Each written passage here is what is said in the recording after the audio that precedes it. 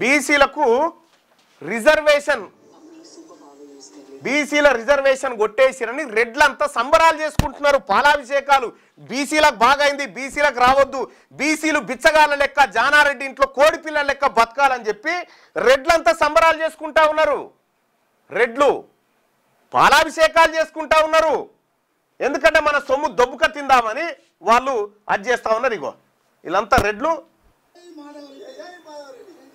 జై బుట్టంగారు మాధవరెడ్డి అని రెడ్లంతా కూర్చొని పాలాభిషేకాలు చేస్తున్నారు మాధవరెడ్డి పేరు మీద.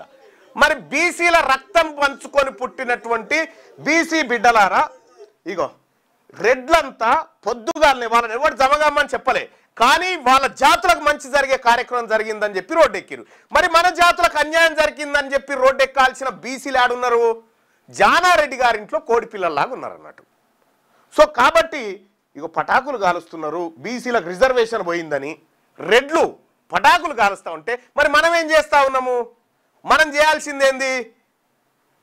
వీళ్లకు రాజకీయ పుట్టగతులు లేకుండా చేయాలి.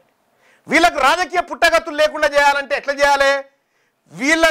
వీళ్ళ చేతిలో ఒక్క ఓటు కూడా బీసీ తల్లి రక్త మాంసాలు పంచుకొని పుట్టినటువంటి ఏ ఒక్క బిడ్డ కూడా వీళ్ళు నిలబడితే రెడ్డి అని పేరు కనిపిస్తే ఓటేయద్దు, వెలమ రావు అని పేరు కనిపిస్తే ఈ ఇద్దరికి ఓటేయకూడదు.